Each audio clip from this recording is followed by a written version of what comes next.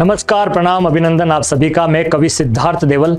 मेरी इस विशेष सीरीज में जिसका नाम है रश्मि रथी और हम, इसमें आपका अभिनंदन करता हूं। आज का ये सर्ग आपने बहुत अच्छे से पढ़ रखा होगा, मुझे पता है। वो लोग जिनका साहित्य में मन है वो इस सर्ग को हमेशा पढ़ते रहते हैं, लेकिन आज का ये सर्ग युवाओं के लिए, विद्यार्थियों के लिए बहुत महत्वपूर्ण होने वाला है। आप जुड़े रहिएगा और अपने लोगों को भी जोड़ते जाइएगा। इस सर्ग के माध्यम से मैं आपको बताना चाहता हूं, ये हर जगह आता है। ये सर्ग आपने किताबों में, अखबारों में, सब जगह पढ़ा होगा, लेकिन परीक्षा देने वाले मेरे विद्यार्थी, संघर्ष करके थोड़ा सा आगे जाने की कोशिश करते हुए मेरे मित्र, या फिर व्यापार में कहीं हल्की सी रोशनी नजर जिन्हें आती है, उन सब लोगों तक जो नया नया कुछ करना चाहते हैं, जिनके मन में बहुत बड़े सपने हैं, जो अपने अधिकार को पाना चाहते हैं, लेकिन उस अधिकार को प्राप्त करने के लिए उन्होंने एक लंबा कालखंड अंधेरे में जिया है। हर आदमी के जीवन में अज्ञातवास आता है और हर व्यक्ति का अज्ञातवास समाप्त भी होता है। रश्मि रथी का तृतीय सर्ग हमारी पाठ्यपुस्तकों में पढ़ाया गया, हमने टेलीविजन पे देखा, अखबारों में पढ़ा, लेकिन आप सिद्धार्थ देवल के साथ एक नए नजरिए के साथ इसको पढ़िएगा, समझिएगा। हो सकता है आपके जीवन में ऊर्जा का संचार हो जाए, एक नया नजरिया आपको मिले, एक नई दृष्टि आपके अंदर विकसित हो जाए। यह सर्ग हमें बताता है कि अज्ञातवास हर व्यक्ति का समाप्त होगा, लेकिन कायर, डरपोक, थके हुए, हारे हुए, निराश, अपमान को हमेशा पीने वाले लोगों का अज्ञातवास कभी समाप्त नहीं होता। जो योद्धा है, जो बहादुर है, जो वीर है, जो शूरमा है, जो ताकतवर है, जिन्हें अपने भुजदंडों पर विश्वास है, उनका जब अज्ञातवास समाप्त होता है ना, तो पूरी दुनिया में गूंज उठती है। लोग समझ जाते हैं कि अब ये वीर व्यक्ति कुछ करके बताएंगे।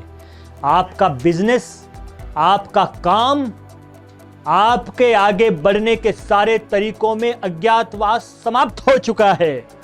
आइए अपने आप को वीर साबित करिए और आज से ही लग जाइए। राष्ट्र कवि रामधारी सिंह दिनकर जी आपसे यही कह रहे हैं।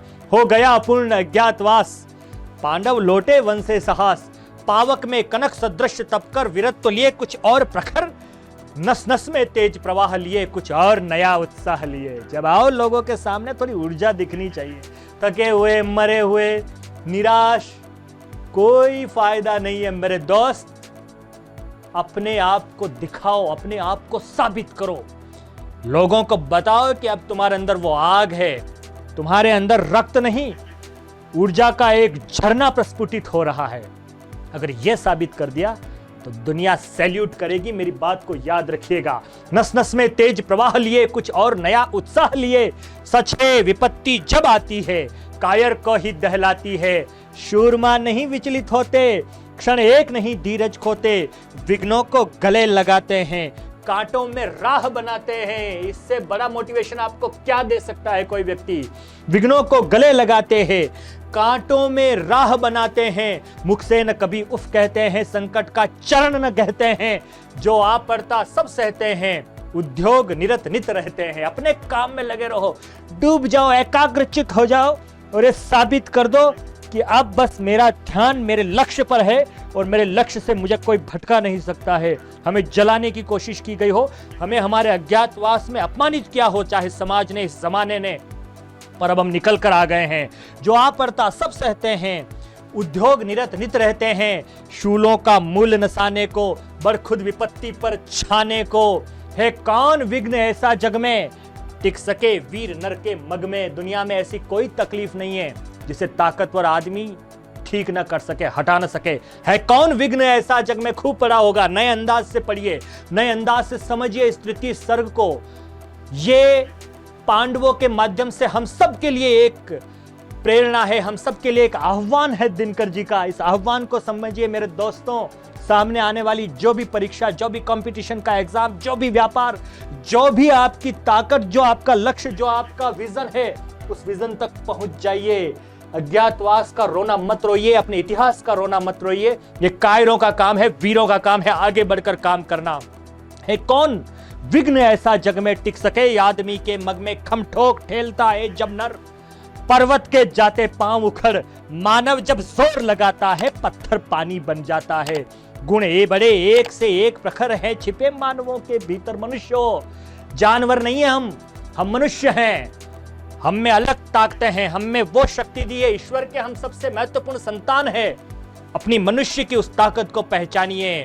गुण बड़े एक से एक प्रखर है छिपे मानवों के भीतर। मेहंदी में जैसे लाली हो, सब चीज है अंदर, वो बाहर कौन निकालेगा? वो बाहर कब आएगी?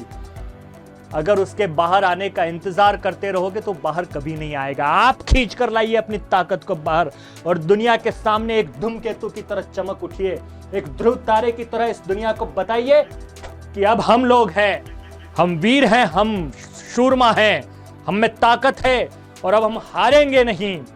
गुण बड़े एक से एक प्रखर है छिपे मानवों के भीतर।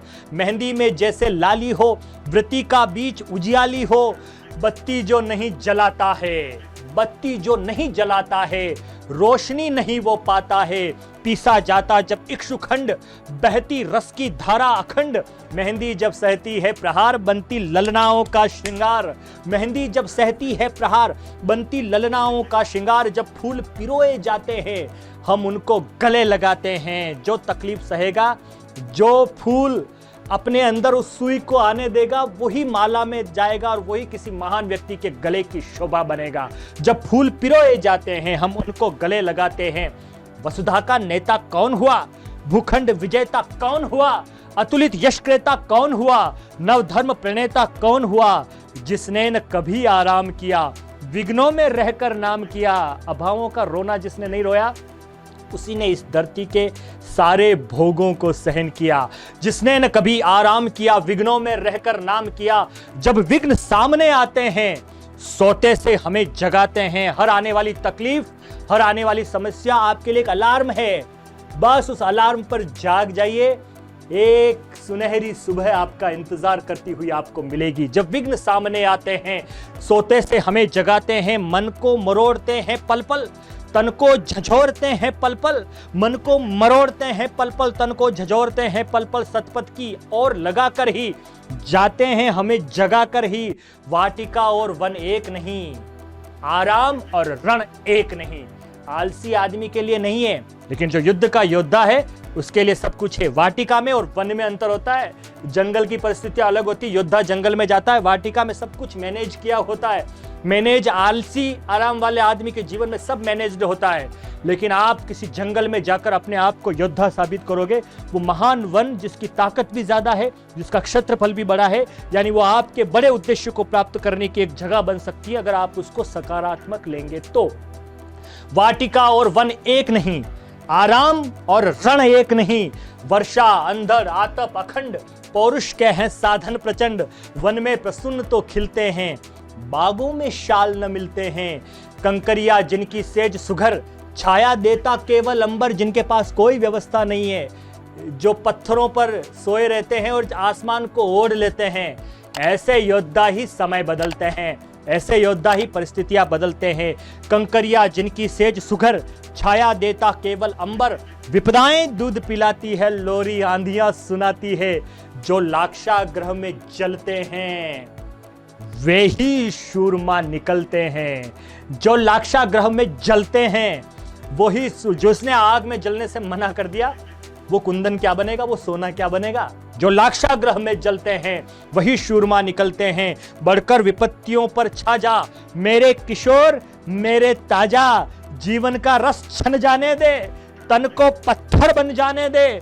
तू स्वयं तेज भयकारी है, क्या कर सकती चिंगारी है। वर्षों तक वन में घूम घूम, बाधा विघ्नों को चूम चूम। सह धूप धाम पानी पत्थर, पांडव आए कुछ और निखर। सौभाग्य न सब दिन सोता है, देखें आगे क्या होता है। जो लाक्षागृह में जलते हैं वही शूरमा निकलते हैं। बढ़कर विपत्तियों पर छा जा, एक आह्वान है। कोशिश कर, हिम्मत कर और अपनी तकलीफों को आवाज दे कि आओ हमारे सामने, हमसे लड़ो। बढ़कर विपत्तियों पर छा जा मेरे किशोर मेरे ताजा। जीवन का रस छन जाने दे, तन को पत्थर बन जाने दे। तू स्वयं तेज भयकारी है, क्या कर सकती चिंगारी है।